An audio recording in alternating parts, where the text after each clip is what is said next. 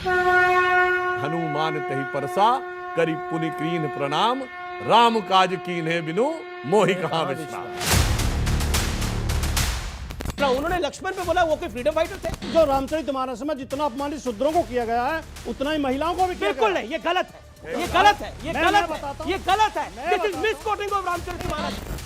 इन्हीं के लोग न जाने क्या क्या मुसलमान के दोस्तान, कब्रिस्तान या पाकिस्तान। एसटी हसन बोल चुके हैं हिजाब वाले मुद्दे पे, और इनकी औकात नहीं है कि उस पे कुछ बोल, और जो बोल रहे हैं अब सुनिए। भूख सच नहीं हो जाता। औकात नहीं है, औकात नहीं है, इसे क्या औकात नहीं है बोलने की। कमाल की बात हो गई, कोई और ग्रंथ क्यों नहीं कोट कर की बात जो बार-बार जो औकात शब्द का इस्तेमाल कर रहे थे। लेकिन मैं फिर से वही करने वाली बात है ना, लास्ट टाइम भी ऐसा ही हुआ था। ये पढ़ लीजिए।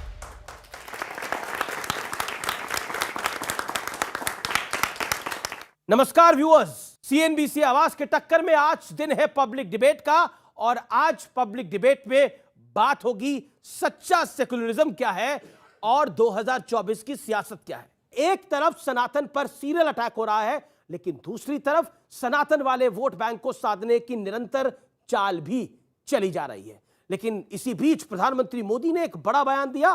पीएम मोदी ने विपक्ष पर तीखा हमला करते हुए कहा कि इनकी अर्थनीति, समाजनीति और राजनीति सब कुछ वोट बैंक के आधार पर चलती है। और साथ ही प्रधानमंत्री मोदी ने सच्चे सेकुलरिज्म का अर्थ भी समझाया। लेकिन दूसरी तरफ लक्ष्मणपुर पे सियासत हो रही है। स्वामी प्रसाद मौर्य ने कहा कि लक्ष्मण कौन है? फ्रीडम फाइटर थे जो उनके नाम पर लखनऊ का नाम बदलने की कोशिश हो रही है। यानी सियासत जमकर हो रही है, और बड़ा सवाल है कि क्या ये सब कुछ 2024 के सियासी प्लान का एक बड़ा हिस्सा है। आज जनता जनार्दन के बीच, युवाओं के बीच इसी सवाल पे होगी सबसे बड़ी बहस। स्वागत है आपका।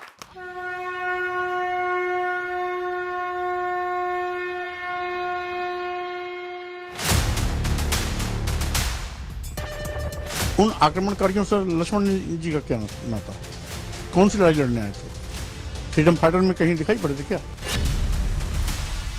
जो समाजवादियों को हिंदू विरोधी कह रहे हैं वो खुद हिंदू विरोधी हैं। राम मंदिर और रामचरितमानस से उठा विवाद अब प्रभु श्री राम के प्रिय भाई लक्ष्मण जी तक पहुंच चुका है। दरअसल प्रतापगढ़ से बीजेपी सांसद संगम लाल गुप्ता ने लखनऊ का नाम लक्ष्मणपुर करने की मांग की है। उन्होंने पीएम मोदी, गृह मंत्री अमित शाह और सीएम योगी आदित्यनाथ को चिट्ठी भी लिखी है। प्रभु श्री राम ने अपने अनुज लखन को लखनऊ की विरासत दिया था, तो मैं तो सरकार से भी ये मांग करूंगा कि लखनऊ का नाम परिवर्तित करके उसको लखनपुरी करें या लक्ष्मणपुरी करें। उन आक्रमणकारियों से लक्ष्मण जी का क्या नाता? कौन सी लड़ाई लड़ने आए थे? फ्रीडम फाइटर में कहीं दिखाई पड़े थे क्या? जो समाजवादियों को हिंदू विरोधी कह रहे हैं वो खुद हिंदू विरोधी हैं।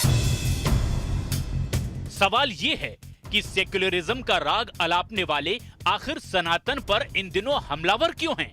वैसे गुरुवार को प्रधानमंत्री मोदी ने राज्यसभा में सच्चे सेक्युलरिज्म का मतलब भी समझाया। रास्ता हमने चुना है सेक्युलेशन का। हर योजना के जो लाभार्थी है 100% लाभ कैसे पहुंचे, 100% लाभार्थियों को लाभ पहुंचे। सच्चा सेक्युलरिज्म है तो यही है, ये तुष्टीकरण की आशंकाओं को समाप्त कर देता है। बड़ा सवाल है, हिंदुत्व से शुरू हुए सनातन पर सीरियल अटैक की वजह क्या है? सवाल ये भी कि क्या अब की बार सनातन पर वार से ही 2024 में सरकार का सपना कुछ लोग देख रहे हैं? और आज आर पार में इसी बड़े मुद्दे पर होगी सबसे बड़ी चर्चा। मेरे साथ कौन कौन मेहमान जुड़ रहे हैं आपका परिचय करा देते हैं। एक तरफ है डॉक्टर सुधांशु त्रिवेदी, भारतीय जनता पार्टी के नेता, प्रवक्ता और सांसद, मेंबर ऑफ पार्लियामेंट राज्यसभा के। एक तरफ है राजकुमार भाटी जी, प्रवक्ता समाजवादी पार्टी के, उनका अभिनंदन है। एक तरफ है मौलाना साजिद रशीदी, मुस्लिम धर्म गुरु, उनका अभिनंदन है। मेरे साथ जुड़ रहे हैं शिवम त्यागी, जाने माने राजनीतिक विश्लेषक, उनका अभिनंदन है। आप तमाम लोगों का स्वागत है। और देश के युवा हैं, जनता जनार्दन है, जोरदार तालियां उनके लिए। मैं सुधांशु त्रिवेदी, इस चर्चा की शुरुआत आपसे करता हूं। एक सीरियल अटैक होता है, रामचरितमानस से शुरू करें या उससे पहले भगवान राम का मंदिर नफरत की जमीन पर बन रहा है, वो कहा जाता है, फिर रामचरितमानस को नफरती ग्रंथ कहा जाता है, फिर लक्ष्मण पर भी सवाल खड़ा होता है, और उसके बाद अखिलेश जी कहते हैं कि सब कुछ ठीक है, मुझसे सच्चा हिंदू कौन है। देखिए, पहली बात मैं कहना चाहूंगा, एक तरफ जो ये बीबीसी की डॉक्यूमेंट्री और दूसरी तरफ रामचरितमानस पे रनिंग कमेंट्री, ये जो दोनों चीजें चल रही हैं ना, बहुत कोई आश्चर्य की बात नहीं कि 10, 20, 30 साल के बाद ये समझ में आए कि इन दोनों का भी आपस में कनेक्शन था। जैसे युवा पीढ़ी को शायद नहीं ध्यान होगा, सबसे पहले रामचरितमानस पे आक्षेप लगाकर उसे फाड़ने का काम 1970 के दशक में हुआ, और अब Mitrokhin's archive, KGB and the world part 2 में सारे डॉक्यूमेंट्स अवेलेबल हैं कि 1960 और 70 के दशक में भारतीय संस्कृति के प्रति अनास्था उत्पन्न करने, भारतीयों को धर्म से अलग करने, कम्युनिस्टों की तरफ ले जाने के लिए बाकायदा एक स्ट्रक्चर्ड प्रोग्राम था, जिसे 1960 और 70 के दशक के केजीबी के जासूस यूरी बेजमेनेव ने अपनी किताब में आइडियोलॉजिकल सबवर्जन शब्द प्रयोग किया है। तो मैं ये भी नहीं कह रहा हूं कि इन लोगों को पता भी होगा, ये सब तो मोहरे होंगे, क्योंकि भारत अगर मजबूत होकर उभर रहा है, बहुत लोगों को समस्या हो सकती है। हिंदू समाज के साथ जैसे हनुमान जी अपनी शक्ति भूले हुए थे, जो जो शक्ति याद आने लगी थी तो बहुत सारी शक्तियों को बहुत सारी समस्या होने लगी थी, ऐसा ही कुछ कुछ भारतीय समाज में भी हो रहा है। शक्ति उभरती जा रही है, याद आती जा रही है। तो भगवान राम के कालखंड में भी क्या हुआ था, इसको कोई शब्दशः न ले, मारीच, सुबाहु, कालनेमी, सूर्पणखा, लंकिनी, सुरसा, बहुत सी शक्तियां आई थी भ्रमित करने के लिए, मगर जैसे हनुमान जी का पूरा स्पष्ट दृष्टिकोण रहा था और वो सारी बाधाओं को पार करते हुए चले गए थे, ये कहते हुए कि हनुमान तहि परसा करी पुनि कीन्ह प्रणाम, राम काज कीन्हे बिनु मोहि कहां विश्राम। जी, मैं अब राजकुमार भाटी आपका रुख करता हूं। एक क्रोनोलॉजी हमने देखी जिसमें पहले हिंदुत्व को, हिंदू और हिंदुत्व में फर्क समझाया गया, फिर समझाया गया कि राम मंदिर जो बन रहा है वो नफरती जमीन पे बन रहा है, फिर कहा गया कि रामचरितमानस में नफरत के बोल हैं और उसकी प्रतियां तक जलाई गई। उसके बाद अब लक्ष्मण जी पर भी सवाल खड़ा कर दिया और वो सब कुछ आपके नेता कर रहे हैं, और फिर अखिलेश जी कहते हैं कि मुझसे सच्चा हिंदू कौन है। देखिए, आपके शो का आपने नाम रखा सनातन और सियासत। सनातन और सियासत में ना तो कोई विरोधाभास है, ना कोई दिक्कत है, बशर्ते कि अपने सिद्धांतों पर हम टिके रहें और ईमानदारी से उसकी परिभाषा जो है उस पर चलें। जी, सनातन बहुत अच्छी विचारधारा है। सनातन या हिंदू धर्म जो है मेल मोहब्बत का, भाईचारे का, प्यार का, त्याग का, तपस्या का धर्म है, दूसरे की मदद करने का, परोपकार का। जब कुछ लोग इस धर्म में अपने स्वार्थ के लिए, राजनीतिक स्वार्थ के लिए, वोट के लालच में इसमें घृणा घुसाते हैं, इसमें हिंसा घुसाते हैं, इसमें अलगाववाद घुसाते हैं, विभाजन करते हैं वर्गों के बीच में, तब दिक्कत पैदा होती है। अभी मेरे विद्वान मित्र सुधांशु त्रिवेदी जी जिनका नाम ले रहे थे, मारीच हो, सुबाहु हो, सुपर्णखा हो, ये सब रावण के रिश्तेदार थे, और रावण शिव का भक्त था, ब्राह्मण था, शिव से बहुत सारे वरदान भी प्राप्त किए थे। किसी वर्ग में पैदा होना, किसी जाति में पैदा होना या किसी धर्म को मानना ही श्रेष्ठता नहीं होती, श्रेष्ठ कर्म होते हैं। और जो उनसे लड़ रहे थे, हनुमान, सुग्रीव, अंगद, वो वनवासी थे, आदिवासी थे, जिन्हें आज पिछड़े कहते हैं, दलित कहते हैं, आदिवासी थे। तो ये इसका फिर तो पलड़ा हमारा ही भारी होता है जो हम बात कह रहे हैं। जिस ग्रंथ में, जिस किताब में 95% लोगों को अपमानित किया गया, जिन शब्दों में, पूरी किताब से हमें अच्छा, वो शब्द किसके हैं? वो शब्द किसके हैं? वो गोस्वामी तुलसीदास के शब्द हैं? नहीं, वो प्रभु राम के शब्द हैं? नहीं, वो समुद्र के शब्द हैं। भगवान राम को वो कह रहे हैं कि जैसे आपने मेरा तारनहार किया है, इनका भी तारनहार करिए। नहीं, दैट इज द पॉइंट, लेकिन विषय वो नहीं है। मैं दोबारा आता हूं विषय के ऊपर। अब तो लक्ष्मण जी, अब 3 वाक्य बोलिए। केवल हमें उन शब्दों से आपत्ति है, ना हमें ग्रंथ से आपत्ति है, ना हमें धर्म से आपत्ति है, ना हमें श्री राम से आपत्ति है, ना रामचरितमानस से आपत्ति है। हमें केवल उन शब्दों से आपत्ति है जो 95% लोगों को अपमानित करते हैं। लक्ष्मण जी फ्रीडम फाइटर थे, ये सवाल पूछने की क्या जरूरत है? लक्ष्मण, क्या मतलब? आप रामचरितमानस पढ़ें, लक्ष्मण को हमेशा राम लखन कह के बुलाते थे। राम उन्हें लखन कहते थे और लखनऊ में लखन है। राम के प्रिय नाम को बदल, फिर आपके नेता ने क्या बोला? आपके नेता ने क्यों बोला? नहीं देखिए, या तो आप उस सवाल को नहीं सुन रहे, आपके नेता ने बोला मैंने सुन लिया। लक्ष्मण क्या फ्रीडम फाइटर थे? मैंने सुन लिया और मैंने शुरू में यही कहा था, ये अपने राजनीतिक स्वार्थ के लिए उल्टा सीधा काम करते नहीं हैं। वो तो ये स्वामी प्रसाद मौर्य अपने खुद राजनीतिक लखन स्वार्थ के लिए मौजूद कर रहे हैं। और लखन स्वामी प्रसाद मौर्य का क्या स्वार्थ है? लक्ष्मण वैसे एक बात करके बताऊं अपना आपको। स्वार्थ सिद्ध करना चाहते हैं। ठीक है, स्वामी प्रसाद मौर्य का क्या स्वार्थ है फिर? इसका भी जवाब देना पड़ेगा ना। बोल तो स्वामी वो रहे हैं, स्वामी- आपके महासचिव हैं, आपके सर्वोच्च नेताओं में से एक है। स्वामी प्रसाद मौर्य ने उन शब्दों पे आपत्ति की है जो मैं भी कह रहा हूं, जो अपमानित करते हैं। मैं लक्ष्मण पे बोल रहा हूं, लक्ष्मण पे बोल रहा हूं। उन्होंने लक्ष्मण पे बोला वो कोई फ्रीडम फाइटर थे? देखिए, लखनऊ लक्ष्मण के नाम से जुड़ा हुआ है। उन्होंने बोला कि लखन क्या है। वो फ्रीडम फाइटर थे? लेकिन अब नए नाम अगर रखने हैं तो फ्रीडम फाइटर्स के नाम पे रखो नहीं। अब जो आज के योद्धा हैं, आज के वीर हैं, आज के आदर्श हैं हमारे, उनके नाम पे तो रखो। राम पुराने तो लक्ष्मण रखे ही आदर्श नहीं। नहीं है। ओके, आगरा में मुगल गार्डन बनाए थे, फ्रीडम फाइटर्स के नाम पे रखे थे, और जब योगी जी ने आके शिवाजी के नाम पे बदल दिया तो छाती पीटे थे। देखिए ऐसे ही इनकी प्रवृत्ति क्या है। अब ये अपने जो स्वामी प्रसाद मौर्य जी हैं, आपको पता है पहले किस पार्टी में थे? बसपा में। बसपा में नेता प्रतिपक्ष रहे। जब 1995 में इनकी पार्टी के लोगों ने पकड़ पकड़ के जातिवाचक शब्दों के साथ पीट पीट के बसपा के विधायकों को जबरदस्ती, और मायावती जी का वक्तव्य, मेरा नहीं, कि जान से मारने की कोशिश की थी, तब इन्हीं स्वामी प्रसाद मौर्य का वक्तव्य इनके बारे में सुन लीजिए। इतने सुंदर सुंदर शब्दों का उच्चारण किया था, आज लोगों को याद नहीं होगा, जाके उसको चेक कर लीजिए। फिर हमारे यहां आए तो राम भक्त हो गए, इनके यहां गए फिर उल्टा सीधा करने लगे। यानी घाट घाट में घूमते घूमते अब ना घर के रह गए ना घाट के। तो समस्या ये हो गई है कि इस कारण से वो निषाद- विक्षिप्त हो। अब मैं उनका एक वक्तव्य बताता हूं। अभी उन्होंने एक मिनट सर, पूरी बात कर लूं तब आप कर लीजिए, पूरी बात कर लीजिए।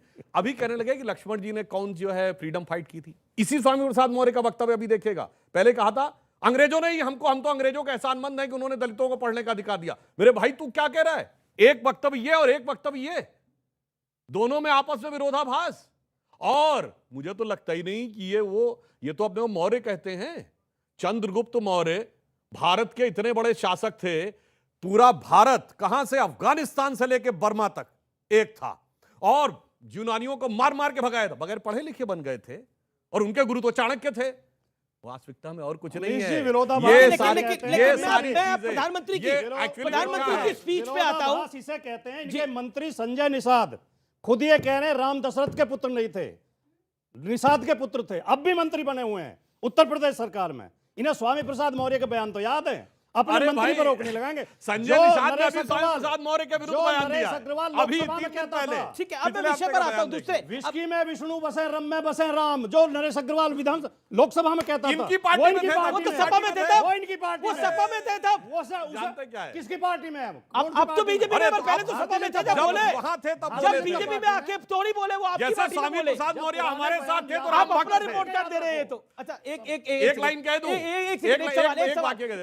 एक कहावत है 5 सेकंड कि कदली सीप भुजंग मुख, स्वाति बूंद का पानी गिरता है तो अगर केले के फल में गिरता है तो कपूर बन जाता है, सीप में गिरता है तो मोती बन जाता है, सांप के मुंह में गिरता है तो जहर बन जाता है। कहते हैं कदली सीप भुजंग मुख, स्वाति एक गुण तीन, जैसी संगति बैठी है वैसे ही गुण दीन। इनकी पार्टी में लोग जाते हैं तो यही सब बोलने लगते हैं जो एक कोई आदमी हमारी पार्टी में आए तो खराब हो जाता है। ना, वो इनकी सब पार्टी में वही। चोर उचक्के हमारे यहाँ आके कभी बयान नहीं महात्मा हो देता जाते ऐसा हैं। कोई। ये हमारे यहाँ कोई नहीं देता ऐसा बयान। आप यहाँ जाके सर दूध के धुले हो जाते हैं। ऑडियंस से भी मैं सवाल लूंगा, लेकिन मेरे साथ 2 मेहमान हैं जो अभी तक बोले नहीं है। प्रधानमंत्री ने एक बात बोली, शिवम त्यागी, मैं आपके पास आता हूं। उन्होंने बोला उनकी अर्थनीति, समाज नीति और राजनीति वोट बैंक के आधार पर लगातार चलती रही है। प्रधानमंत्री मोदी ने जो अपना भाषण दिया सदन में, उसमें इस बात को बोला। What is your take on this? देखिए, जहां तक वोट बैंक की बात है, अर्थनीति, समाज नीति और राजनीति, हाँ, वोट बैंक की जहां तक बात है, आप मुझे एक चीज बताइए। अभी राजकुमार भाटी जी यहां पर खड़े होकर कह रहे हैं सनातन के बारे में तारीफ, सनातन बहुत अच्छा धर्म है, प्रेम का धर्म है, प्यार का धर्म है, त्याग का धर्म है। इतनी सारी बातें आपको पता है तो अखिलेश जी को फोन करके बता दीजिए ना इन सब के बारे में। अगर स्वामी प्रसाद मौर्य रामचरितमानस को लेकर इस तरह की भाषा का इस्तेमाल कर रहे हैं तो बिना टॉप बॉस के तो नहीं कर रहे हैं। जैसा सुधांशु जी ने कहा कि भाई विचारधारा की बात है, एक पार्टी राम को मानती है, दूसरी पार्टी राम को गाली दे रही है। वो एक तरफ कहते हैं हम सनातनी, हमसे बड़ा हिंदू कौन, दूसरी तरफ उसी सनातन के उसी परम ग्रंथ को जो दुनिया के सबसे 10 महान ग्रंथों में से आता है उसको गाली दे रहे हैं, कह रहे हैं मुझे इस पर्टिकुलर लाइन से प्रॉब्लम है। सर, अगर ऐसे आप R&D करने लेकिन पर जो प्रधानमंत्री ने बोला, इस दुनिया के हर धर्म के हर ग्रंथ पर सवाल उठा सकते हैं, लेकिन क्या वो उठा सकते हैं? नहीं उठा सकते हैं। अब वोट बैंक पर आते हैं। ये क्लियरली वोट बैंक ही तो है। दलितों को सबसे ज्यादा मारना पीटना, उनकी नेता के साथ सबसे ज्यादा बुरा हाल करना 95 में किसने किया? वो इन्होंने किया। लेकिन आज ये दलितों के ऐसे मसीहा बन रहे क्योंकि इनको पता है कि मुस्लिम और यादव कॉम्बिनेशन से जीत नहीं मिलनी। 2017 में हारे, 2019 में हारे, 2022 में, तो अब उसमें दलित जोड़ने के लिए दलितों को अपना बना रहे हैं। लेकिन उनका एक प्राइम मिनिस्टर ने सदन में भाषण दिया, मैं आपके पास भी आता हूं और मैं उसको कोट कर रहा हूं, शब्दशः कोट कर रहा हूं, उस पर आपका रिएक्शन। उन्होंने बोला उनकी अर्थनीति, समाजनीति और राजनीति वोट बैंक के आधार पर ही चलती रही है। और उन्होंने यह भी बोला हमारी सरकार यह सुनिश्चित कर रही है कि विभिन्न सरकारी योजनाओं का लाभ सभी पात्र लाभार्थियों तक पहुंचे। यही सच्चा सेकुलरिज्म है, जिसके अंदर हिंदू भी हो, मुसलमान भी हो, सिख भी हो, ईसाई भी हो। यह सच्चा सेकुलरिज्म है। देखिए, सेकुलरिज्म पर तो योगी जी ने भी कहा था, क्योंकि ये देश हिंदू अक्सरियत है इसमें, इसलिए सेकुलरिज्म है। उस बयान को भी आप देख लीजिए। मैं सिर्फ नहीं, सोच है अपनी अपनी। मैं सिर्फ ये कहना चाहता हूँ, देखिए, सनातन या कोई भी धर्म कभी भी ना तो बुरा सिखाता है ना बुरा करने के लिए कहता है। ये जो बुराइयां हैं ये हमारे अंदर हैं, हम अपने स्वार्थ के लिए ऐसा करते हैं। एक आदमी खड़े होकर ये कहता है कि साहब तलवारें तेज़ रखो, उनकी पूजा करो। एक आदमी ये कहता है कि चाकू तेज़ रखो, गर्दन काटने के काम आएगा। एक संस्था के लोग जो इनसे जुड़े हुए लोग हैं वो बाकायदा फेसबुक पर कट्टे, राइफलें और सब बेचने की बात करते हैं। मैंने तो प्राइम मिनिस्टर को कोट किया। सुन लीजिए सर, मैं वही कह रहा हूँ। ये स्वार्थ की राजनीति जो है ना, मैं उसी पर बात कर रहा हूँ। इन्हीं के लोग न जाने क्या क्या, सलमान के दोस्तान, कब्रिस्तान या पाकिस्तान, इस पर इनकी नज़र बिल्कुल नहीं जाती। इसलिए नहीं जाती, जैसे अभी शिवम त्यागी ने कहा कि टॉप बॉस के अलावा कुछ नहीं हो सकता। यहाँ भी वही सिस्टम है, टॉप बॉस के अलावा कोई बीजेपी का नेता नहीं कर सकता। आप मोदी के नाम पर, बीजेपी के नाम पर कब तक मुसलमानों को डराने का काम करते रहेंगे? और लगातार अभी तो कोई बात नहीं हुई, लेकिन आपने क्या है बीच में? नहीं, आप कब तक करते रहेंगे? आप मुझे बताइए, आप कब तक? आज भी प्रधानमंत्री बोहरा समाज के साथ है, मुस्लिम कम्युनिटी। मेरी तो सुन लीजिए। आज भी प्रधानमंत्री बोहरा समाज के साथ है। कांग्रेस के मरे हुए नेताओं को कब तक ढोते रहेंगे आप? हम तो इसलिए बात करते हैं कि वो सदैव उसी की बात करने लगते हैं। जब नाम बदलने की बात आई तो उन्होंने सिर्फ याद दिलाया कि देश में कितनी जगहों पे नाम एक परिवार के नाम पे हैं। 50 से ज्यादा जगहों के नाम बड़े बड़े शहरों में एक परिवार के नाम पे। केवल इसलिए ये बात कही थी। अन्यथा हमारी ईमानदारी क्या है कि हमने बगैर जाति, पंथ, मजहब देखे हुए सबको ईमानदारी से वो सारी सुविधाएं दी हैं। और अल्पसंख्यक समुदाय में 70% लोग हैं जिनको किसी न किसी एक गरीबों की योजना का लाभ जरूर मिला है। और प्रधानमंत्री जी ने कार्य समिति में भी कहा था, जाइए और उनसे बात भी करिए। ये सोचे बगैर कि वोट मिलेगा या नहीं मिलेगा, ये है हमारी महानता। और इनकी क्या है? अब एक बात अभी इन्होंने कहा था कि योगी जी ने ये कहा कि ये हिंदू मेजॉरिटी देश है, हिंदू अक्सरियत का देश है, इसलिए सेकुलर है। हाँ, क्यों कहा था वो? सुनिए, नहीं 56 देश मुस्लिम है, 4 बताइए सेकुलर हो, नाम बताइए। सारे सेकुलर हैं। पाकिस्तान सेकुलर है, बांग्लादेश सेकुलर है। बताइए नाम बताइए। और अभी अभी आप लोग चेक करिए अपने मोबाइल पे, जिसने कौन कौन सेकुलर देश है बताइए ना। सब सेकुलर आपने बोला, नाम बताइए। सब इस्लामिक देश है, सब इस्लामिक देश है। They are not secular nation, they are Islamic nation. They are Islamic nation, they are not secular nation. अरे सुनिए, नहीं बताइए इस पर कोई सवाल पूछना चाहता तो हाथ खड़ा करें। और ये नहीं, मैं सारे दर्शकों से कहूंगा जो देख रहे हो, जो कहे अभी मौलाना साहब की पूरी पोल खुल जाएगी। सुनिए, अभी सुन तो लीजिए। एक भी इस्लामिक कंट्री सेकुलर नहीं है। आप जिस पाकिस्तान की बात करते हैं वहां 14% से 2% में हिंदू रह गया है। अमीश एक सेकंड, दुबई में बाकायदा जगह दी गई, मंदिर बनाया गया, क्या ये सेकुलरिज्म नहीं है? अच्छा सुनिए, देखिए, मैं इसलिए इन्होंने बहुत अच्छी बात याद दिलाई। अब सर बहुत अच्छी बात याद दिलाई। देखिए, हम लोग जब बच्चे थे, आप लोगों की उम्र के थे, तब बहुत कहा जाता था अगर राम मंदिर बन गया और बाबरी मस्जिद हट गई, गिर गई और राम मंदिर बन गया तो अरब देश तेल देना बंद कर देंगे, भारत के लाले पड़ जाएंगे। आज क्या हुआ? अरब देशों में 4 अरब देशों ने मोदी जी को अपना हाईएस्ट सिविलियन अवार्ड दिया है। यूनाइटेड अरब अमीरात ने ऑर्डर ऑफ जायद दिया है और राम मंदिर भी बन रहा है और दुबई में भी मंदिर बन रहा है। यह होती है समझदारी और दृढ़ता, जिससे और दोस्त सौहार्द के साथ बन रहा है। ऐसी बात नहीं है, दुबई के लोगों ने भी सौहार्द से दिया है। इससे समझ में आता है ये जितना डराने की। एक मिनट देखिए, यही वो भ्रम है जो मैं कह रहा था। मारीची सुबाहु डराते रहते हैं ताकि हिंदू समाज को अपनी शक्ति ना पता लगने पाए। सुन तो लीजिए। अच्छा ठीक है, बोल लीजिए। अगर अरब देश हमारे पीएम को, मोदी जी को अवार्ड दे रहे हैं तो क्या ये सेकुलरिज्म नहीं है? अरे मैं कह तो रहा हूँ साहब, नहीं सेकुलरिज्म नहीं है, नहीं सेकुलरिज्म का इससे क्या लेना देना भाई, सेकुलरिज्म नहीं है। अरे भाई अब किसी को बताइए, सिविलियन अवार्ड देने से सेकुलरिज्म का क्या लेना मुसलमान देना? करे तो सेकुलरिज्म, जबरदस्ती ये करे तो सेकुलरिज्म है। अरे भाई एक बात अजीब बात बताइए, है। आप अरब देशों की पैरवी ऐसे कर रहे हैं जैसे आप अरबी घोड़े पे खुद सवार हो क्या ये आए थे? कर रहे हैं ना, ये कर आप रहे हैं। अरब देशों की पैरवी क्यों कर रहे हैं यार? अरे इतनी? भाई आप साहब, हिंदुस्तान की पैरवी करिए। सुनिए, मैं इसलिए पैरवी कर रहा हूं। अगर मंदिर बनाना सेकुलरिज्म है तो इस देश के अंदर तो मंदिर, मस्जिद, गिरजाघर इतने सारे हैं कि आप हाथों पे नहीं गिन सकते। इसीलिए आप सेकुलर है एक देश। गिनाकर सेकुलरिज्म दिखा रहे हो, इसीलिए यहाँ देश पे तो सेकुलर लाखों है। अमीश, इसीलिए देश सेकुलर है कि इसमें मंदिर भी है, मस्जिद भी है, गुरुद्वारा तो भी है। फिर- इसलिए ये हिंदू की वजह से ये सेकुलर इसलिए नहीं है कि जहां हिंदू सब लोग मेजॉरिटी हैं, में इसलिए वही सेकुलर मंदिर है। मंदिर गुरुद्वारा सब है। ये कहना कि हिंदू हैं इसलिए सेकुलर है, ये गलत है। अच्छा, सीरिया में कितने यही मंदिर हैं? कम्युनलिज्म है। मैं अच्छा, जानना छोड़िए, चाह रहा सीरिया हूँ, छोड़िए। सीरिया में यही कितने मंदिर कम्युनलिज्म हैं बताइए?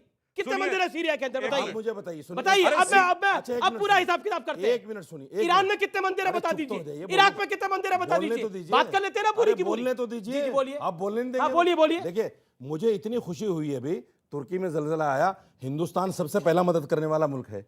अरे हम देते हैं, हमेशा मदद देते हैं। है कि नहीं है? हमेशा। है कि नहीं है? हमें बहुत खुशी हुई और सबको खुशी हुई।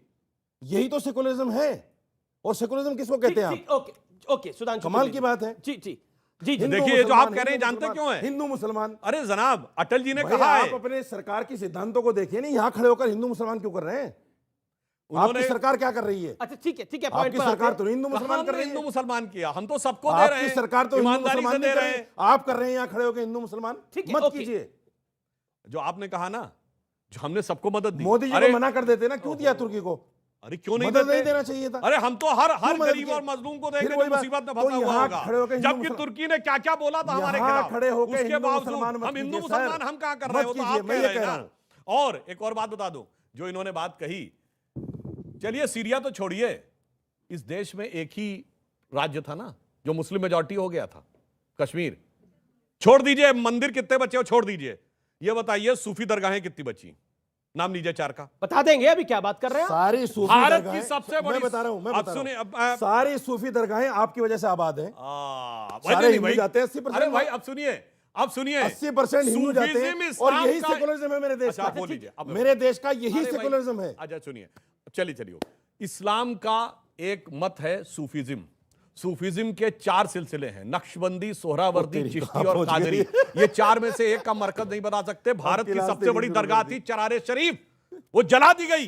क्या कह के जलाई गई? कि एंटी इस्लामिक है। तो भाई साहब, हिंदू मुस्लिम तो छोड़िए, आपके मजहब में एकता नहीं रह पाती है। वो एकता भी वही है जहां हिंदू मेजॉरिटी में है। मैं यहाँ पर नहीं, कोट करना चाहता हूँ आप जिसको अक्सर सरकारी कोट किया जाता है। नीति को पढ़िए। मार्क टुली ने एक मार्क टुली की किताब अच्छा, का, अब मैं इनको ये जी भी जी कोट जी। कर देता हूं।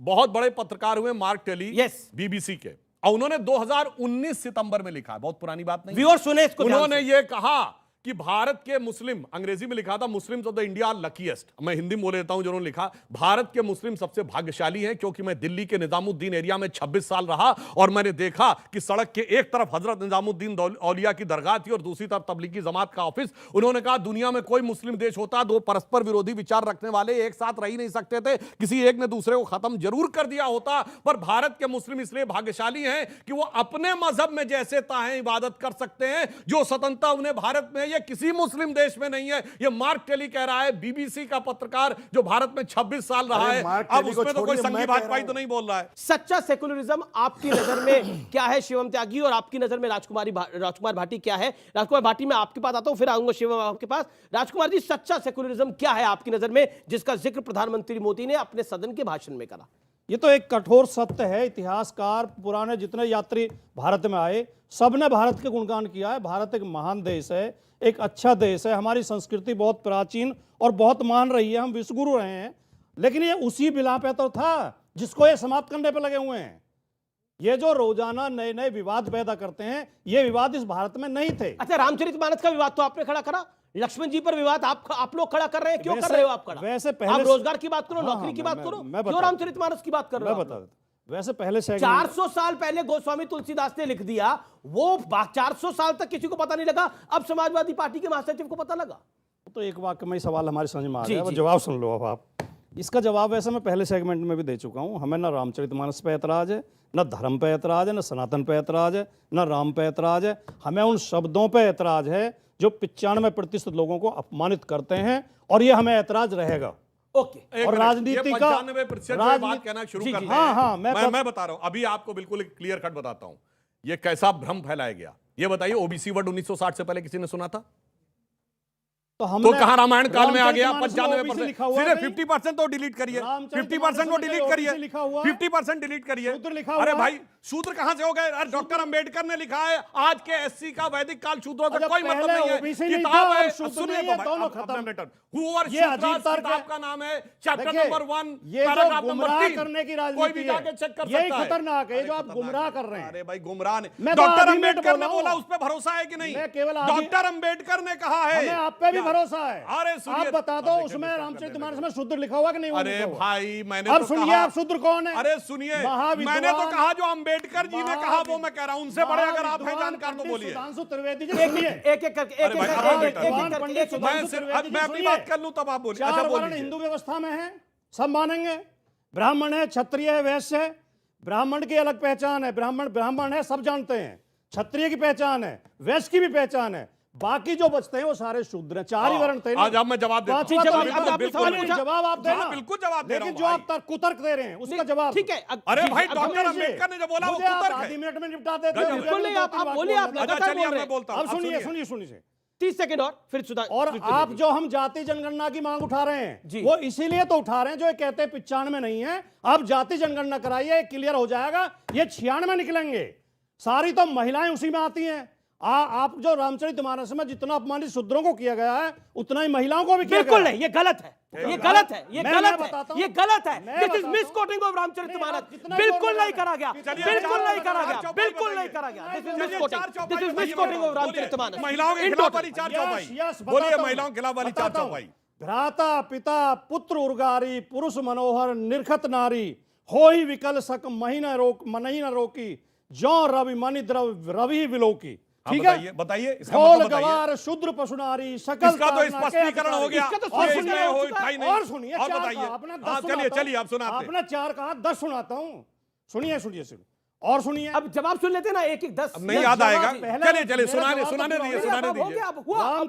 देखिए ये जो मैंने चौपाई सुनाई थी इसका अर्थ क्या है? यहाँ बेटियां भी बैठी हैं हमारी।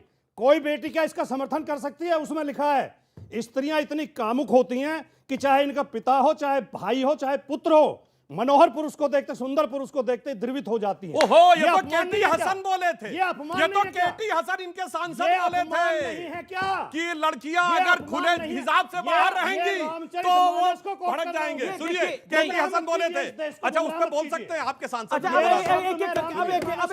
अब एक सुधांशु, अब आप अपनी बात को रखिए 50 सेकंड, फिर देखिए शिवम त्यागी इंतजार। पहली बात मैं कहता हूं, देखिए मैं एक वर्ड बोल रहा हूं। इनके सांसद केटी हसन, एसटी हसन बोल चुके हैं हिजाब वाले मुद्दे पे, और इनकी औकात नहीं है कि उस पे कुछ बोल दे। मैं औकात कह रहा हूं, धार्मिक ग्रंथ के ऊपर औकात नहीं है बोल दे। और जो बोल रहे हैं अब सुनिए, झूठ सच नहीं हो जाता। औकात नहीं है, औकात नहीं है, इसे क्या औकात नहीं है बोलने की। अरे बोलो औकात है तर्क कीजिए। डांस करने की क्या जरूरत है? डांस तो आप कर रहे हैं, डांस तो मैं जवाब देने को तैयार। इत्मीनान से जवाब देने को तैयार। सुनिए आपकी बात का जवाब दे। अब आप नहीं, अब आप बहुत बोल चुके हैं, नहीं सुनोगे आप। अब सुनिए, अब मैं फैक्ट के साथ बोलता हूं। अरे भाई एक ही तो दोहा है रामचरितमानस में, सिया राम मैं सब जग जानी। केवल राम मैं सब जग जानी नहीं है। और उन्होंने सीता जी क्या कहा? अजह अनादि शक्ति अविनाशी सदा शंभु अर्धांग निवासी। वो कोई सामान्य नहीं है, वो अनादि शक्ति है जो कभी पैदा नहीं हुई, ना कभी समाप्त होगी, ना अविनाशी है, और सदा शंकर जी के साथ रहती है। अरे भैया इनसे पूछो। अच्छा, अगर मैं दावे के साथ कहता हूं, अभी चलिए उस पर बाद में आऊंगा वरना फिर ये डिस्टर्ब करने लगेंगे। पहली बात, जो ये शूद्र बोलने लगते हैं, डॉक्टर अंबेडकर किताब मैंने कोट की, चलो उस पर भरोसा नहीं है। ये बताइए, अखिलेश जी तो भगवान कृष्ण के वंशज हैं और राजनीति के लिए शूद्र हो गए। अद्भुत तर्क है ना कि मैं भगवान कृष्ण का वंशज हूं, और शादी किसमें की है? क्षत्रियों में शादी की है कि नहीं? अब सुनिए, फलाना मैंने एक देखा था, वो फलाने सिंह पटेल, उसने लिखा शूद्र फलाने सिंह पटेल, और जाके वो चेक करी, नीचे क्या लिखा? कुर्मी क्षत्रिय महासभा। अरे भाई एक फोटो में छत्री सूत्र दोनों जोड़ दिया। गजब की राजनीति है भाई। ठीक है, मैं जब पॉलिटिक्स- आपने को कहना होता है, अपने पक्ष में करना होता है, तो किसी भी प्रकार से ना अम्बेडकर जी को मानेंगे ना अपने को। मैं सिर्फ ये कहता हूँ, फिर ऑडियंस से सवाल ले रहा हूं मैं, और वंशज है शिवम कि त्यागी नहीं? वेट कर रहे हैं। अगर भगवान कृष्ण के वंशज है तो चंद्रवंशी हो गए, मगर राजनीति के लिए अपने को उसमें घुसेड़ के रखना है। हिंदू समाज को भरमा कर रखता है। 10 सेकंड। देखिए आप सुधांशु सवाल जी ने तैयार मुझे रखिए अपने। चुनौती दी थी कि 4 चौपाई सुना दो, मैंने 10 सुना दिया, उसका एक का भी जवाब इन्होंने नहीं दिया। और सुना दूं? 10 कहां सुनाई आप? महाविरष्टि चली फूट की यारी, जो स्वतंत्र भय बिगड़े अच्छा, नारी। चलिए, मतलब सुनिए। स्त्री स्वतंत्र होते ही बिगड़ जाती है। अच्छा सुनिए, जी, एक इतना मिनट, अपमान, एक मिनट, एक इतना मिनट, अपमान। एक मिनट। ये विषय नहीं सुनिए, है, क्यों विषय तुलसीदास अंतर जी हो रहा है ने बार-बार। साहित्य में कितने अक्षर योग चाहिए? ओके ओके, आपका सवाल क्या है?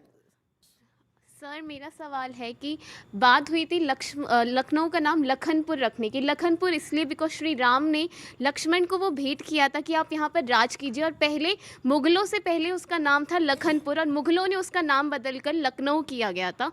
तो वही नाम आज चला आ रहा है। तो क्या अगर हमारी मांग गलत है, अगर हम पहले के नाम को, इलाहाबाद का नाम अगर प्रयागराज रखा जा सकता है, तो लखनऊ का नाम लखनपुर नहीं रखा जा सकता? ये एक सवाल आया शिवम त्यागी, इसका जवाब ये एक लॉजिक के साथ एक सवाल पूछा जा रहा है, जिसमें कहा जा रहा है कि जब इलाहाबाद प्रयागराज हो सकता है तो लखनऊ क्यों नहीं लक्ष्मणपुर हो सकता? बिल्कुल हो सकता है, और मुझे लगता है होना ही चाहिए। मैं लगातार इस बात को कहते आया हूं कि अगर मेरी 5 जनरेशन पहले किसी ने मेरे घर पर कब्जा करके उसका नाम बदल दिया था, और आज हम लोकतांत्रिक इस देश में ओहो करना पहले ही शुरू कर दिया। अब मैं भी कहूं कि आप इतना उछल क्यों रही है, सुन तो लीजिए पहले, तो सुन लीजिए। अब देखिए ये वोट बैंक पे लग रहा है ना, थोड़ा हर्ट कहीं और हो रहा है, आप समझ रहे हैं? तो अगर वो वापस लेकर मैं बदलना चाहता हूं लोकतांत्रिक तरीके से, तो ये कौन से रिश्तेदार है मुगलों के? ये कौन से औरंगजेब से इनका लेना देना, या समाजवादी का क्या लेना देना है मुगलों से? अगर वापस उसको स्थायित्व में लाया जा रहा है तो क्या दिक्कत है? और एक सवाल, काउंटर सवाल आपसे शिवम जी, फिर आपने तो नाम बदल दिया मुगल गार्डन का भी,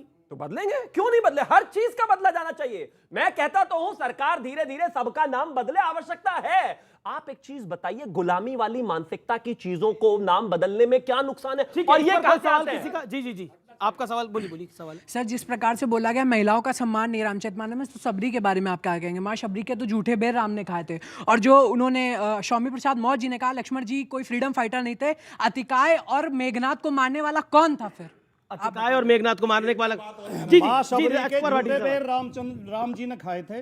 राम जी को मर्यादा पुरुषोत्तम कहा जाता, हम भी मानते हैं, सारी दुनिया मानती है, केवल हिंदू नहीं सारी दुनिया मानती। राम का कोई विरोध नहीं है, लेकिन तुलसीदास जी ने उन्हीं सबरी के मुंह से, अरे सुनो यार, गाली दे रहे हैं और राम का विरोध नहीं है। कमाल की बात हो गई, कोई और ग्रंथ क्यों नहीं कोट कर? जो बार-बार जो औकात शब्द का इस्तेमाल कर रहे थे, देखिए मैं फिर से वही करने वाली बात है ना, लास्ट टाइम भी ऐसा ही हुआ था।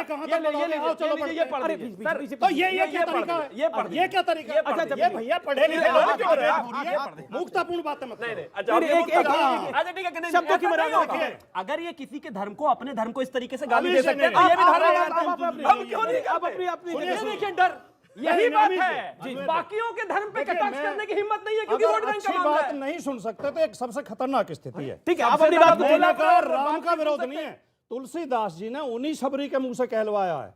कही, अरे सुनो तो सही, कही विधि स्तुति करो तुम्हारी, अधम जात में जड़मत भारी। विरोध इस बात का है, अधम जात कैसे है वो? जब सबरी इतनी बड़ी भक्त है, तो अधम जात नीच जात कैसे है? और उसके आगे की चौपाई सुनिए जो इन्होंने बोला, लोकसभा में पीएम ने बोला, सबरी जी ये बोलती है, ये इस चौपाई का भाई आगे समर्थन करते हुए विरोध कर, और शब्दों की मर्यादा रखी जाए, बोल रहा हूँ, शब्दों की मर्यादा रखी जाए, किसी को औकात अभी मैं दिखाने बता वाली रहा बात नहीं होनी चाहिए। हूँ, सुनिए शब्दों की मर्यादा सुनिए तो आगे ये कौन बोल रहा है? शबरी। ठीक, अब राम जी क्या बोल रहे हैं? तुलसीदास बोल रहे हैं। भाई क्या बात कर रहे हैं? तुलसीदास के शब्द हैं, सबरी के नहीं है। वहां कोई सीसीटीवी कैमरा नहीं था, कोई रिकॉर्डिंग नहीं थी। क्या माल की हम अपने रामचरितमानस ग्रंथ के लिए किसी क्या फिल्म बोले जा रहे हैं? कोई कैरेक्टर बोलेगा वो सारे के सारे वही होंगे डायलॉग उसके। डायलॉग सलीम जावेद ने लिखे थे, अमिताभ बच्चन के नहीं है। तो मतलब सलीम जावेद के डायलॉग हैं।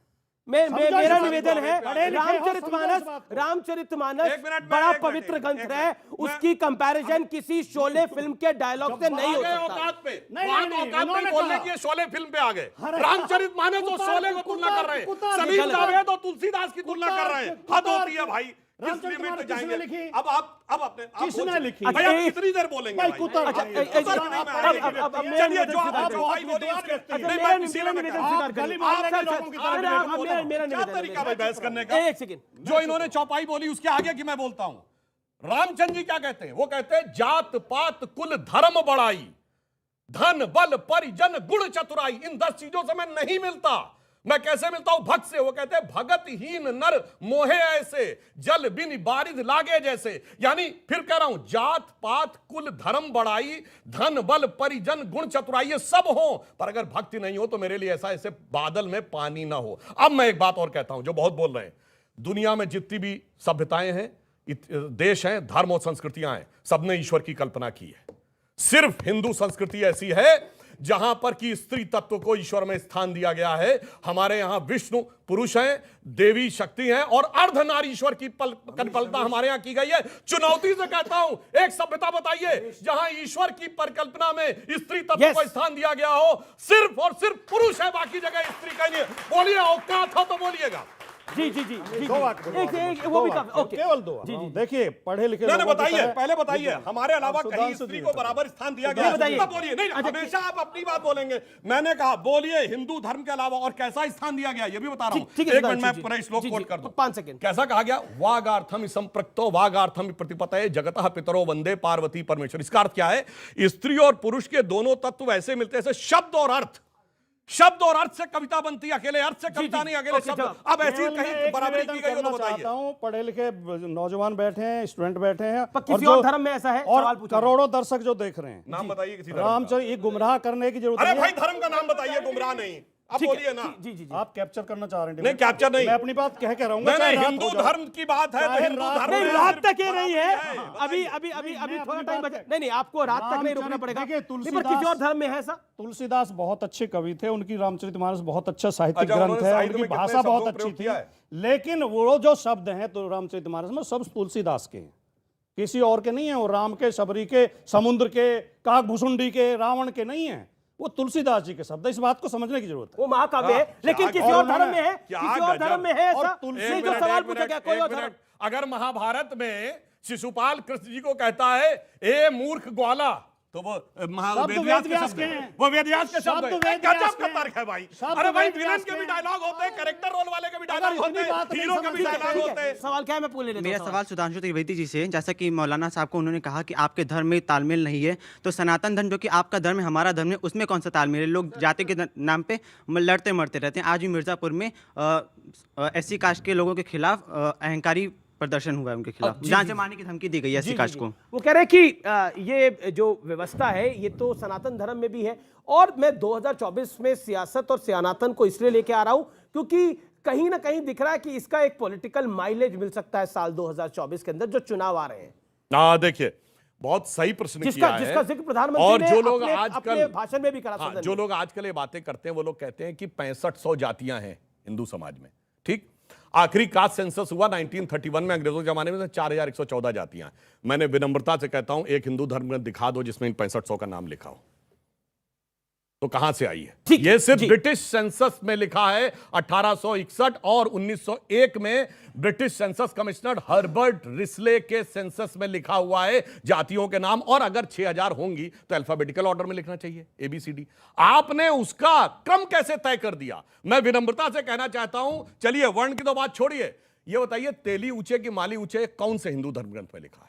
लोहार ऊंचे के सोनार ऊंचे ये कौन से में लिखा है? ये ब्रिटिश सेंसस कमिश्नर की सेंसस में लिखा हुआ है। जी, अफसोस और ये है एक मैं एक और फैक्ट यहाँ पे बताना चाहता हूँ व्यूअर्स आपके लिए, क्योंकि जी जी जी एक लाइन जी, जो देखिए इस समय दो ही वेट कर रहे प्रकार की शक्तियां हैं। एक जो भारत और हिंदू समाज को एकजुट रखना चाहती हैं, दो वो जो मैकाले और मार्क्स के एजेंडा पे चल के तोड़ के रखना चाहती हैं। तो मैं एक ही लाइन में कहूंगा, अपने वतन पर सदियों तक है रही हुकूमत गैरों की, लेकिन कुछ चेहरों पर अब तक धूल है उनके पैरों की। वही लोग इसको ओके रशीदी साहब जो सुधांशु जी ने पुस्तक पढ़ी उसका एक अगला पन्ना और पलट लेते। मंडल आयोग ने एक एक गांव में जाके, एक एक जिले में जाके सर्वे किया और जातियों के नाम लिखे हैं। 6000 OBC में जातियां आती हैं। तो मैं कह रहा केवल हूं, अंग्रेजों की दी हुई नहीं है। अरे भाई, अंग्रेजों ने मैंने सबसे पहले वर्ड बोला, उन्होंने बोला सबसे पहले, ही सेड सबसे पहले अंग्रेजों। और मैं आपको बताता हूं, मैं एक व्यूअर होने के नाते आप कई बातों को जानते होंगे, कई चीजों को आपने पढ़ा भी हुआ होगा, लेकिन ये विषय नहीं है हमारा, लेकिन फिर भी इस विषय पर क्योंकि चर्चा हो इसलिए संवाद करना जरूरी हो जाता है। अंग्रेजों ने जब इस देश में राज किया तो उन्होंने इस देश की ताकत पर हमला करा, इस देश के समाज पे हमला करा, इस देश में बताने का प्रयास किया, यानी दिमागी रूप से, शारीरिक रूप से भारत को कमजोर करा, जिसके अंदर कहा गया कि ब्राह्मण आपके खिलाफ है, क्षत्रिय आपके खिलाफ है, राजपूत आपके खिलाफ है। आपको गरीबी और गुर्बत का इतना एहसास कराया कि आपका सेल्फ रिस्पेक्ट टोटली वैनिश हो जाए, यानी टोटली समाप्त हो जाए। और उसके बाद उन्होंने मानसिक रूप से आपको गुलाम बनाया। गुलामी ताकत से अंग्रेजों ने नहीं ली थी भारत की, मानसिक रूप से गुलाम बना के भारत को गुलाम बनाया था। इसलिए मैं कहता हूं ये जो मानसिक गुलामी है, इससे निजात पाना है। अगर कहते हैं ना मन के हारे हार है, मन के जीते जीत, अगर आप मन से नहीं हारेंगे तो कोई आपको हरा नहीं सकता, अगर आप मन से नहीं जीतेंगे तो कोई आपको जिता नहीं सकता। It is as simple as that. ये हर हिंदुस्तानी को गांठ बांध लेनी चाहिए बात। वक्त है एक ब्रेक का, देखते रहिए सीएनबीसी आवाज पे टक्कर में पब्लिक डिबेट। इनकी सरकार के वित्त मंत्री विश्वनाथ प्रताप सिंह ने इन्हीं के प्रधानमंत्री पर आरोप लगाया था कि पैसा उन्होंने लिया, कहां विदेश आ गया, और उन्हीं के रहमो करम पे पहली बार नेता मान के मुलायम सिंह जी मुख्यमंत्री बने थे। इतनी जल्दी आप कैसे भूल जाते हैं भाई ये पुरानी बात?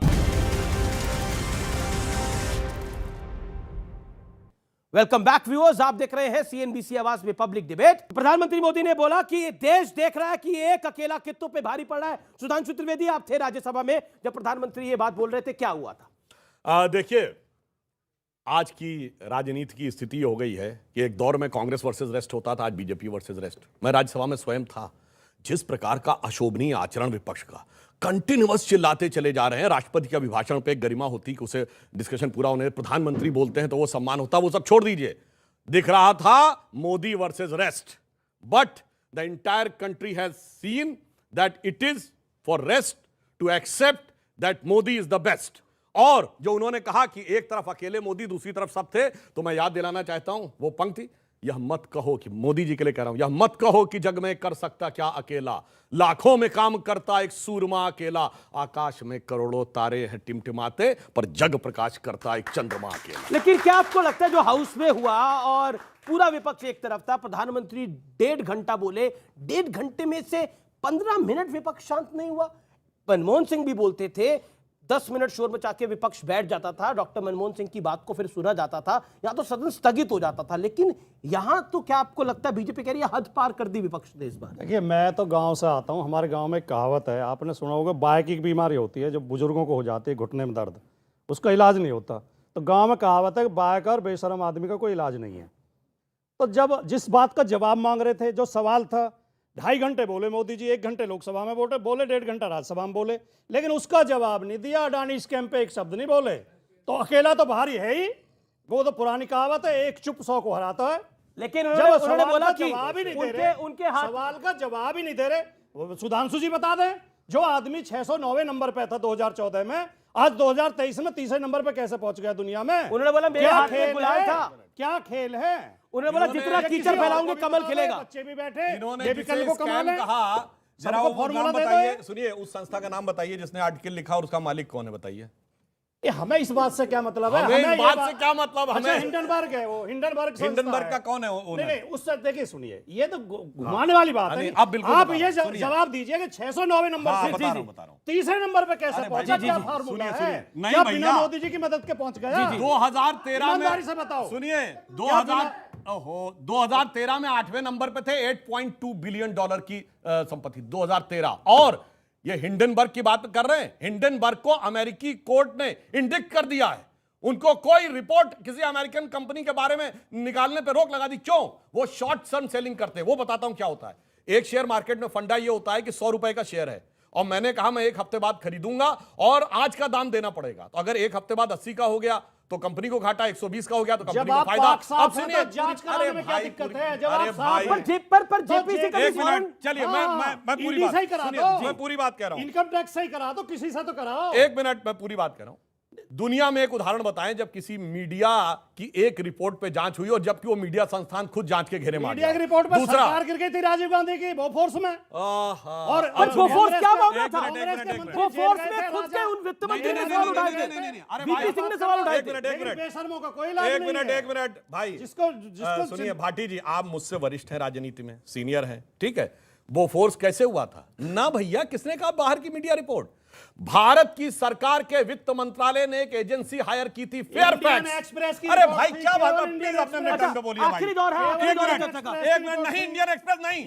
भारत की सरकार के वित्त मंत्रालय ने उस समय शेयर मार्केट में हुए कुछ घपलों को लेकर, आरोपों को लेकर एक एजेंसी हायर की थी, फेयरफैक्स। उसने ये घोटाला निकाला था और इनकी सरकार के वित्त मंत्री विश्वनाथ प्रताप सिंह ने इन्हीं के प्रधानमंत्री पर आरोप लगाया था कि पैसा उन्होंने लिया, कहां विदेश आ गया, और उन्हीं के रहमो करम पे पहली बार नेता मान के मुलायम सिंह जी मुख्यमंत्री बने थे। इतनी जल्दी आप कैसे भूल जाते हैं भाई ये पुरानी बातें? अब देखिए, अब ये तो एक स्कैम की बात है, लेकिन एक दूसरे स्कैम का भी आरोप बीजेपी पे लग रहा है। एक सेकंड, ये एक और स्कैम का आरोप आप पे लग रहा है, एक और स्कैम का आप पे आरोप लग रहा है। एक तो ये जो मामला ये, और दूसरा ये अशोक गहलोत के साथ भी आप लोगों ने कोई स्कैम कर दिया है क्या? ये क्या हुआ है? मैं तो गलत डेटा नहीं पढ़ सकता, बहरहाल कि उन्होंने जैसे 8-9 मिनट तक पढ़ दिया, लेकिन इतनी रियलिटी है जो बार बार भाटी जी इस बात को कहे जा रहे हैं अडानी को लेकर, और मैं ये आज ही की रिपोर्ट पढ़ूंगा उन पर किस तरह की कैसे कैसे उनको बिजनेस मिले। अखिलेश जी के समय में 35,000 करोड़ का इन्वेस्टमेंट उत्तर प्रदेश में खुद अखिलेश जी लेकर आए थे इन्वेस्टर समिट में, 35,000 करोड़। ममता जी के स्टेज में 25,000 करोड़ में वो एक पोर्ट बना रहे हैं जहां पर डेवलपमेंट चल रही है, उसे छोड़ दीजिए। यूडीएफ की सरकार में 710 करोड़ रुपए का पोर्ट उनको ऑलरेडी दिया गया है। इसके अलावा राजस्थान में एक प्रोजेक्ट 50,000 करोड़ का चल रहा है, एक 65,000 करोड़ का चल रहा है। पैसा लेते वक्त इनको अडानी बुरा नहीं लगता अपने राज्यों में, जब सरकारों में आते हैं बराबर में खड़े होकर मैं 5 लाख नौकरियां दूंगा, मैं 10 लाख दूंगा। लेकिन आज जब एक बाहर की कंपनी जिसकी खुद की क्रेडिबिलिटी घेरे में है, अगर उस पर बात आ गई तो वो मोदी जी के करीब हो गए। अब गहलोत जी पर आते हैं। एक आदमी मतलब आप सोचिए, मुख्यमंत्री। अब एक चीज कीजिए, सुधांशु जी इस देश के मतलब अनडिस्प्यूटेडली सबसे ज्ञानी व्यक्ति हैं, सुबह उठकर 3-4 बजे मैंने सुना है पढ़ते भी हैं लगातार। जब डिबेट के लिए आते होंगे तो एक फ्रेम ऑफ वर्क से आते हैं। इनके मुख्यमंत्री देखिए कि वो बजट पढ़ने चले गए, मुख्यमंत्री नहीं है, उनके भी नहीं, वो सब एक ही है। अब अगर मोदी वर्सेस रेस्ट है तो सारे एक ही जगह आ गए ना। वो 9 मिनट तक पिछले साल का बजट पढ़ते रहे, छोड़ दीजिए इसको भी। अभी क्या हुआ था पिछले समय में, एसएम कृष्णा इनके एक एक्सटर्नल अफेयर्स मिनिस्टर हुआ करते थे, वो यूनाइटेड नेशन में गए, उनसे पहले एक मंत्री बोले पुर्तगाल के, उनका पेपर उठा के वो पुर्तगाल का वो पेपर पढ़ दिए 10 मिनट तक। जो आदमी अपने पेपर के बारे में कहां जा रहा है, क्या पढ़ रहा है, वो तक याद नहीं है, वो क्या करेगा बताइए? क्या है पर उसमें बीजेपी की चाल बता रहे हैं लोग। बीजेपी देखिए क्या है कि आप ये देखिए, खड़गे जी अध्यक्ष बने, आपने देखा होगा राज्यसभा में कितना वो जोर जोर से बोल रहे थे, कोई कागज से पढ़ रहे थे नहीं, मगर जब अध्यक्ष बन के स्टेटमेंट पढ़ा तो पढ़ना पड़ा था। कांग्रेस में समस्या यह है कि लिखा हुआ पढ़ना पड़ता है, ये मजबूरी है, तो पढ़ते पढ़ते इतने कागज हो गए होते हैं कि याद ही नहीं आता है कि आज वाला कैसे हो सकता है। बजट पे कैसे हो सकता है? एक मुख्यमंत्री बजट पढ़ता है और बजट, देखिए जो राजस्थान विधानसभा में जो राजस्थान विधानसभा में हुआ वो बहुत गंभीर मसला है। ये अशोक गहलोत जैसे बुढ़े लोग, इनके दिमाग सो चुके हैं, इन्हें कांग्रेस को हटाना चाहिए और सचिन पायलट जैसे ऊर्जावान लोगों को आगे लाना चाहिए। ये आपका कहना है। तमाम लोगों का बहुत बहुत शुक्रिया, इस चर्चा में आप लोग आए, आप लोगों ने भाग लिया, आपका बहुत बहुत शुक्रिया। फिलहाल इस चर्चा को यही समाप्त करते हैं, नमस्कार।